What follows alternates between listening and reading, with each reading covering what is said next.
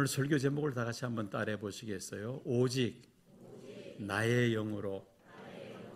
우리 아동부만 설교 제목 다 같이 한번 외워볼까요? 시작. 다시 한번 시작. 자, 우리 중고등학생들 잘 들었죠?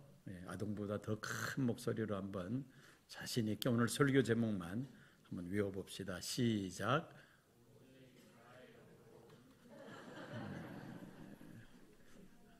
설교하면 다 좋을 것 같아요. 우리 아동부하고 중고등부 다시 한번 오늘 설교 제목 시작. 설교 제목만 잘 기억해도 여러분들 설교 잘 들은 거예요. 그래서 설교 제목을 잘 기억하시기 바랍니다. 우리가 살고 있는 오늘 이 시대는 지성이 아주 발달한 그런 시대입니다. 어느 정도냐? AI 로봇이 지금 만들어졌습니다. 사람보다 훨씬 더 지능이 좋고 사람보다 더 힘이 센 그런 AI 로봇이 이미 벌써 지금 만들어져 있어요. 누가 만들었어요? 사람이 만들었습니다. 그만큼 사람의 이 지성이 그만큼 많이 발전했다는 것입니다. 자, 이렇게 인간의 지성이 극도로 발달한 이런 시대에 우리가 하나님 일을 하면서 인간의 합리적인 판단과 또 방법에 의해서 일을 시작했고 전혀 안 될 이유가 없음에도 불구하고 계획된 대로 되지 않을 그런 때가 가끔씩 있습니다. 또 정반대로 인간의 합리적인 판단에 의해서 이거는 반드시 할 수 있을 것이다. 그렇게 생각했음에도 불구하고 일이 성사되지 않는 그런 경우도 있습니다. 즉 사람의 생각대로 일이 다 되는 것만은 아니라는 것이죠. 여기서 우리가 하나 생각해야 될 것은 사람의 지성과 함께 또한 영성이 있어야 한다는 것을 다시 한번 생각하게 됩니다. 다른 말로 한다면 믿음이 있어야 한다는 것이죠. 허드슨 테일러라고 아주 유명한 선교사가 있었습니다. 이분은 중국 내지 선교를 처음 시작한 분이었어요. 중국에 복음에 들어가지 않았을 때에 중국 내지에 들어가서 복음을 전한 사람이었는데, PPT 한번 올려봐 주십시오. 어떻게 생겼는지. 바로 이렇게 생겼어요. 중국 옷을 입고 중국 사람들과 함께 살면서 중국 사람에게 복음을 전한 아주 유명한 선교사였습니다. 그런데 이분이 신임 선교사들 오리엔테이션을 할 때마다 늘 한 말이 있다고 합니다. 무슨 말을 했느냐? 하나님의 일을 하는 사람은 먼저 하나님의 방법으로 일하는 것을 배워야 한다. 무슨 방법으로 하나님의 일을 해야 한다고요? 하나님의 방법으로 일하는 것을 배워야 한다라고 그렇게 강조를 했습니다. 그래서 이분이 한 선교 활동을 영어로 두 글자로 뭐라고 표현하느냐 하면은 faith mission, 믿음 선교라고 그렇게 말을 합니다. 믿음 선교. 하나님의 일을 하고자 하는 사람은 먼저 하나님의 방법으로 일하는 것을 배워야 한다 하면서 하나님의 영광을 위한 일이라면은 하나님의 지원이 결코 끊어지지 않을 것이다. 그렇게 말하면서 사람에게 기대고 또 사람에게 도움을 청하는 것이 아니라 하나님 앞에 기도하면 하나님께서 모든 필요한 것을 채워주신다는 이 페이스 미션, 믿음 선교를 강조하면서 이 중국 내지 선교에 큰 역할을 했던 그러한 선교사님이었습니다. 그렇습니다. 우리에게 이 믿음이 있어야 한다는 겁니다. 믿음으로 모든 일을 해야 하는데 오늘 말씀을 보니까 어떤 말씀이 있느냐 하면은 6절 말씀 우리 다 같이 말씀을 함께 읽어봅니다. 그가 내게 대답하여 이르되 여호와께서 스룹바벨에게 하신 말씀이 이러하니라. 만군의 여호와께서 말씀하시되 이는 힘으로 되지 아니하며 능력으로 되지 아니하고 오직 나의 영으로 되느니라. 오직 나의 영으로 되느니라 라는 말씀이 6절 마지막에 있습니다. 이 말씀에 대한 역사적인 배경을 좀 살펴볼 필요가 있습니다. 어떤 상황에서 스가랴 선지자가 이런 말씀을 했는지 그 역사적 배경을 잠시 살펴보겠습니다. 이 스가랴 선지자는 학개 선지자와 함께 예루살렘 제2성전, 다른 말로 수룹바벨 성전이라 말하는데 그 성전 건축을 위해서 많은 수고를 한, 그리고 하나님의 말씀을 대언한 선지자였습니다. 왜 예루살렘 제2성전을 지어야 하느냐? 이미 예루살렘 성전이 바벨론 제국에 의해서 파괴되었기 때문입니다. 유다 왕국이 하나님만을 섬겨야 하고 하나님 말씀에 순종해야 하는데 하나님 말씀에 불순종하고 하나님을 대적하다가 그만 바벨론 제국에 의해서 멸망당하고야 맙니다. 그때 예루살렘 성전, 솔로몬 성전이었죠. 이 솔로몬 성전이 돌 위에 돌 하나 남지 않고 다 완전히 무너져 버리고 말았습니다. 그리고 유다 백성들은 바벨론의 포로로 붙잡혀갑니다.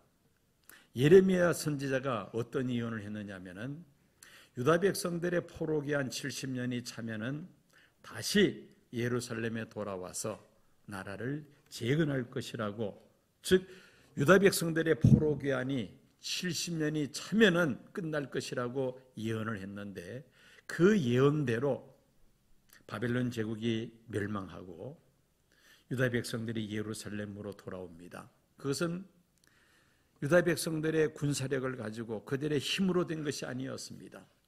힘으로 되지 아니하고 능력으로도 되지 아니한다. 유다 백성들의 그 군사력을 가지고 바벨론을 무너뜨리고 다시 나라를 재건한 것이 아니었습니다. 하나님의 방법으로 일을 하시는데 페르시아 제국의 고레스 왕을 들어서 바벨론 제국을 멸망시키시고 바벨론의 포로 생활한 유다 백성들을 예루살렘에 돌아가서 성전을 재건하라고 이 페르시아 고레스 왕이 명령을 내린 것입니다.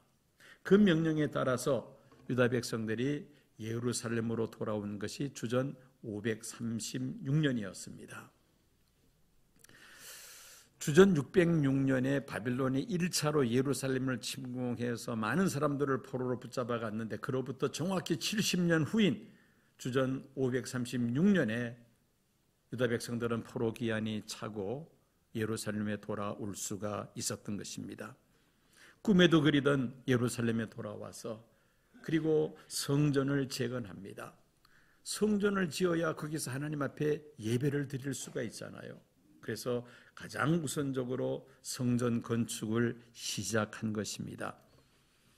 그때 누가 총독이었느냐? 스룹바벨이 총독이었고 대제사장은 여호수아였습니다. 두 사람의 진두 지휘를 따라서 바벨론에서 예루살렘에 돌아왔고 또 이제 성전 재건을 시작했는데 시작하자마자 난관에 부딪힙니다. 어떤 난관에 부딪혔느냐?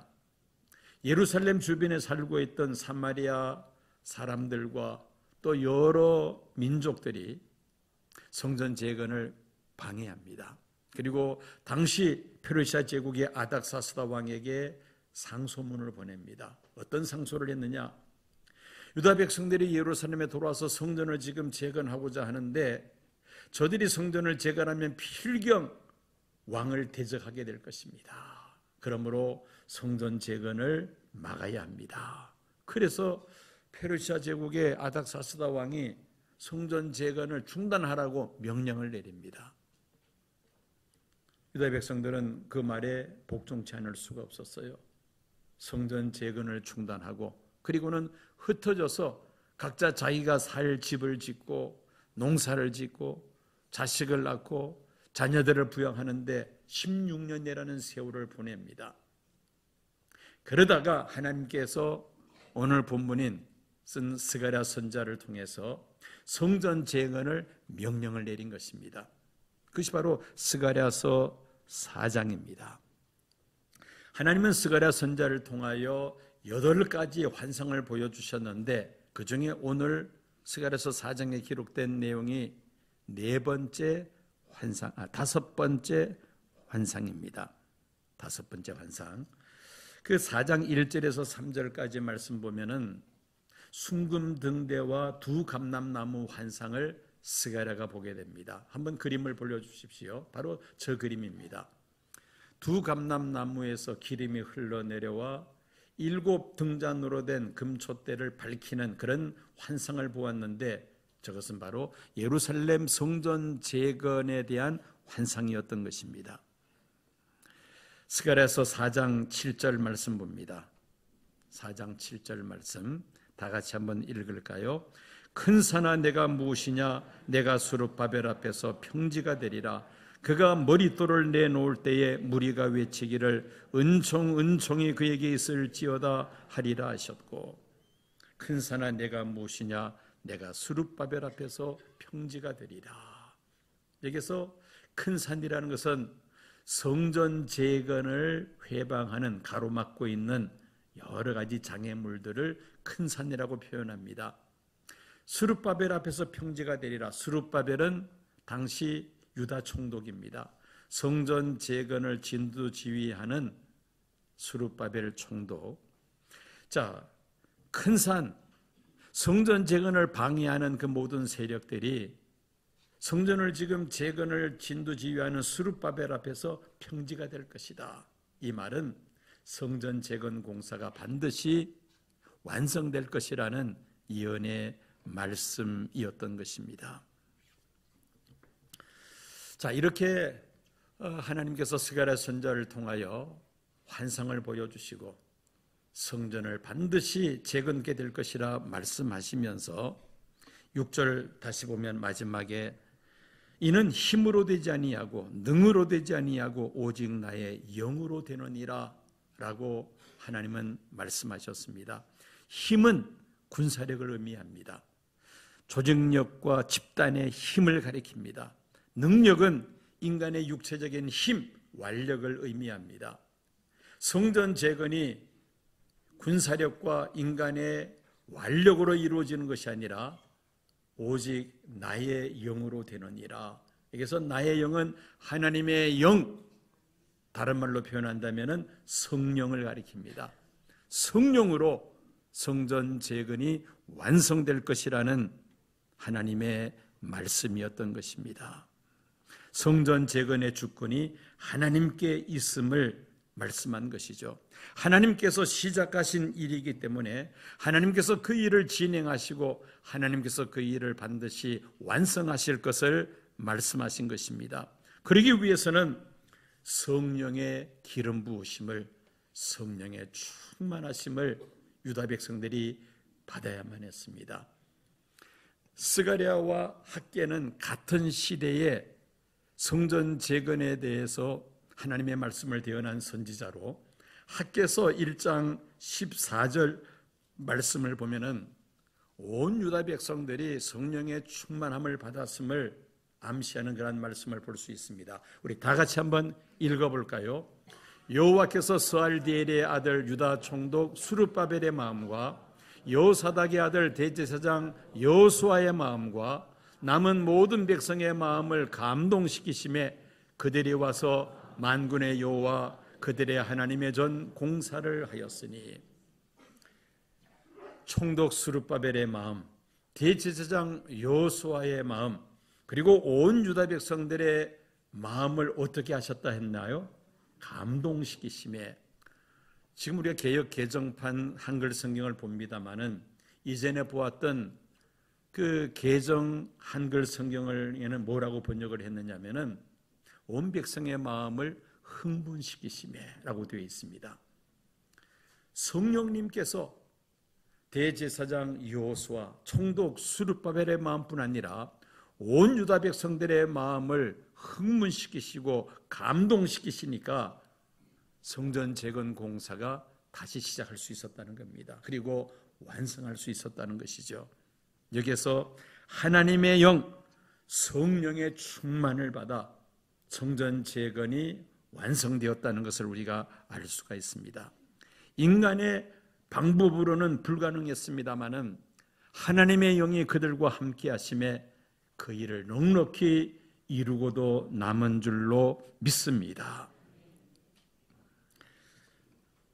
박효진이라는 교도관이 쓴 하나님이 고치지 못할 사람은 없다라는 책이 있어요.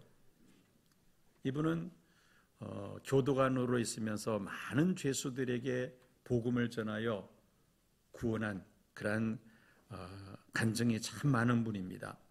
그 많은 간증 가운데 하나가 뭐냐면은 부모와 형제 4명을 살해한 사형수가 감방에 들어왔습니다. 자, 여러분 생각해 보세요. 아버지, 어머니 그리고 자기 형제 둘에서 4명을 살해한 겁니다.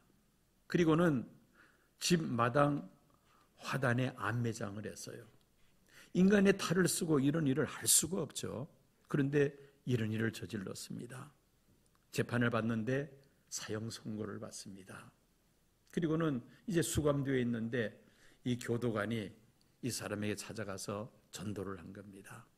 처음에는 복음을 전혀 받아들이지 않았어요. 그런데 계속해서 기도하고 찾아가서 권유를 했는데 어느 날 이 사형수가 갑작스럽게 안색이 바뀌면서 이 박효진 교도관에게 이런 말을 하더라는 겁니다.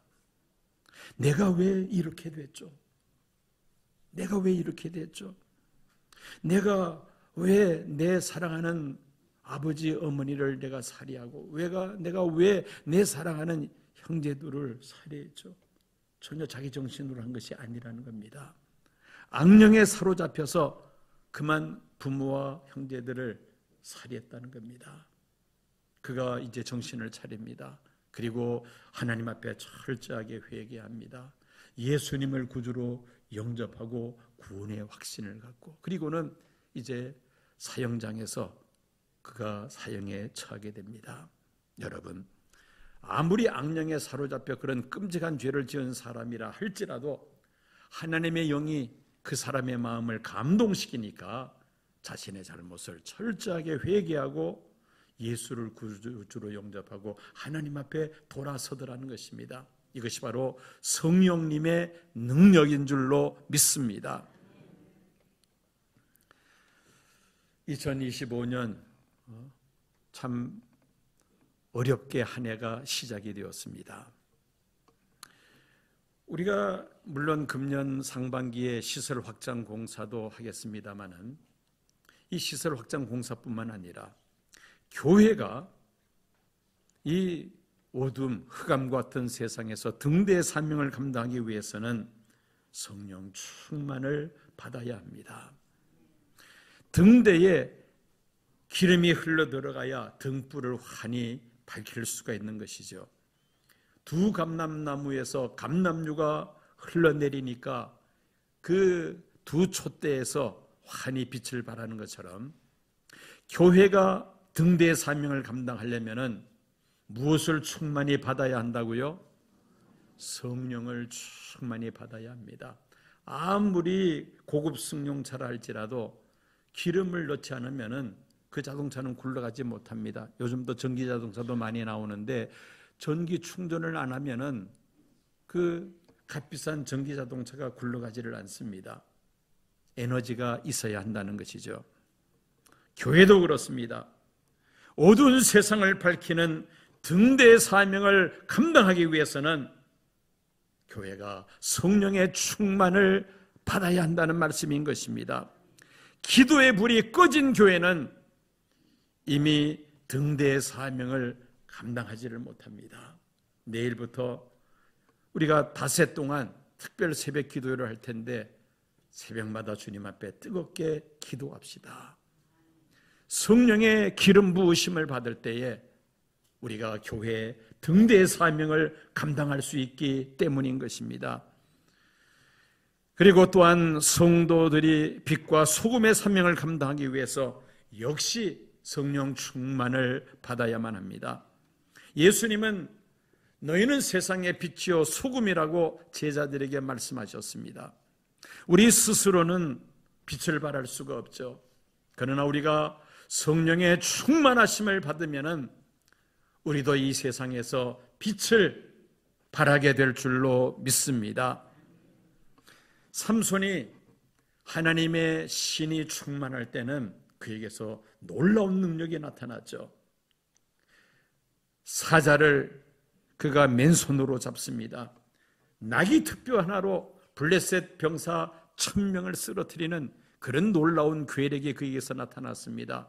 그런데 그만 육체의 정욕에 사로잡혀 그 들릴라 무릎에서 힘의 근원을 누설했다가 머리카락에 잘리고 그러면서 하나님의 신이 삼손에서 떠나가 버리고 맙니다. 삼손이 두 눈알이 뽑히고 블레셋 사람들의 조롱거리가 되죠. 하나님의 신이 떠나가니까 그렇게 무기력한 존재가 되고 말았다는 것입니다. 성령이 떠나가면은 교회가, 성도들이 세상 사람들의 조롱거리가 되고 만다는 것입니다. 빛과 소금의 사명을 감당하기 위해서는 우리 성도 한 사람 한 사람이 성령의 충만함을 받아야 할 줄로 믿습니다. 오직 나의 영으로 성령으로 되느니라. 미국 대통령 부시라고 여러분들 다 잘 아십니다. 이분이 미국 대통령이 될 수 있었던 비결이 있었습니다. 그는 40살이 될 때까지 술을 너무 좋아하는 알코올 중독자였고 마약까지 손을 댔다고 합니다. 그런데 그 유명한 부흥사 빌리 그레함 목사가 아버지와 절친이었는데 어느 날 그의 집을 이 빌리 그레함 목사님이 신방을 해서 예배를 드립니다. 빌리 그레함 목사님의 설교를 듣는 순간 부시는 이런 생각을 가졌다고 고백을 합니다. 나의 마음에 성령이 역사하셨다. 나에게 씨앗이 뿌려졌다. 하나님의 영이 나에게 임재하셨다. 그리고 나는 변화되었다라고 고백을 합니다. 말씀을 듣는 순간 성령이 그에게 임하면서 그가 완전히 새 사람으로 변화되고 말았다는 것입니다. 그리고는 그가 주지사를 거쳐서 마침내 미국의 대통령으로 당선이 되죠. 하나님의 영이 임재할 때에 완전히 그가 알코올 중독자에서 하나님의 사람으로 변화되었다는 것입니다. 큰 산아 내가 무엇이냐? 수룹바벨 앞에서 평지가 되리라.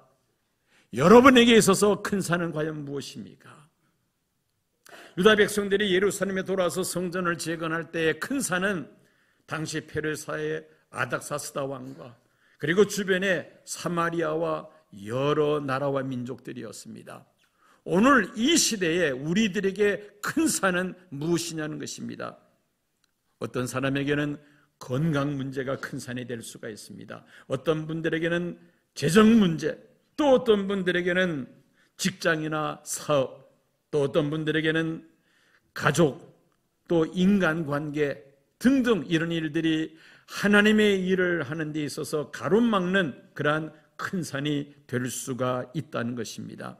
아무리 큰 산이 우리 앞을 가로막는다 할지라도 하나님의 영이 우리와 함께 하시면 성령의 충만하심을 힘입으면 넉넉히 우리가 하나님의 일을 감당할 줄로 믿습니다. 수룹바벨 앞에서 평지가 되리라. 여러분 앞에서 그 큰 산이 평지가 되는 놀라운 기적이 오늘 우리들 앞에도 반드시 일어나게 될 줄로 믿습니다. 예수님은 성령 충만과 관련된 말씀들을 여러 차례 하셨습니다. 요한복음 7장 37절에서 39절까지의 말씀입니다. 누구든지 목마르거든 내게로 와서 마시라. 나를 믿는 자는 성경의 이름과 같이 그 배에서 생수의 강이 흘러나리라 하시니 이는 그를 믿는 자에 받을 성령을 가리켜 말씀하신 것이라. 예수 믿는 자들에게 성령이 임하실 것을 예수님께서 말씀하셨습니다. 누가복음 11장 9절에서 13절까지 말씀 보면은 성령 충만을 구하는 자들에게 반드시 주실 것을 약속하셨습니다. 내가 또 너에게 이르노니 구하라 그러면 너에게 주실 것이요 찾아라 그러면 찾을 것이요 문을 두드리라 그러면 너희에게 열릴 것이니 구하는 자마다 받을 것이요 찾는 이마다 찾아낼 것이요 두드리는 이에게 열릴 것이니라.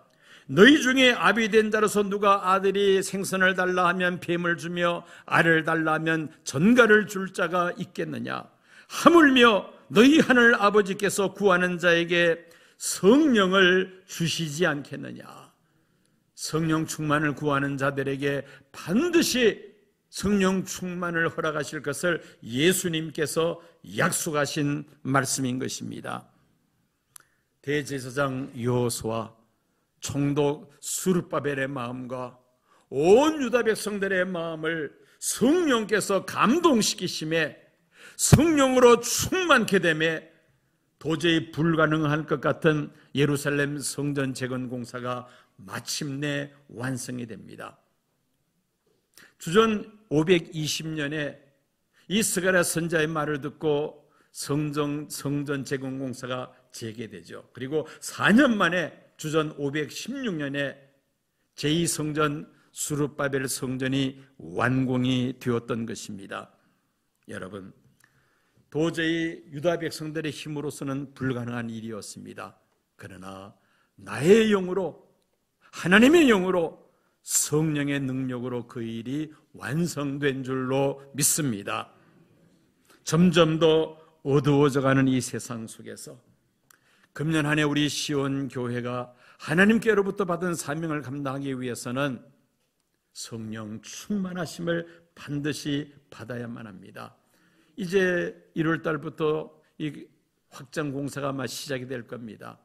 금년 상반기 계속해서 이어질 텐데 여러분, 모든 것을 다 갖춰 놓았다 할지라도 하나님의 영이 우리와 함께하지 아니하시면 이 일은 불가능합니다. 모든 것이 다 없다 하더라도 하나님의 신이 함께 하시면 능히 다 이룰 줄로 믿습니다. 그러므로 우리는 기도해야만 합니다. 점점 더 어두워져가는 세상에서 교회가 등대의 사명을 감당하기 위해서 우리는 성령 충만을 반드시 구해야 하며 받아야 할 줄로 믿습니다. 성도 한 사람 한 사람이 빛이 보이지 않는 이 캄캄한 어두움의 세상에서 빛과 소금에 감당하기 위해서는 우리들에게 성령 충만이 반드시 있어야 할 것입니다. 빛은 어두울수록 또 상대적으로 밝을 수밖에 없습니다. 점점 더 어두워져가는 세상 속에서 우리 시온교회 온 성도들이 성령의 충만하심을 받음으로 인하여 금년 한 해 우리 시온교회에 맡겨주신 귀한 사명들을 넉넉히 감당하는 우리 성도님들 교회가 되시기를 축원합니다.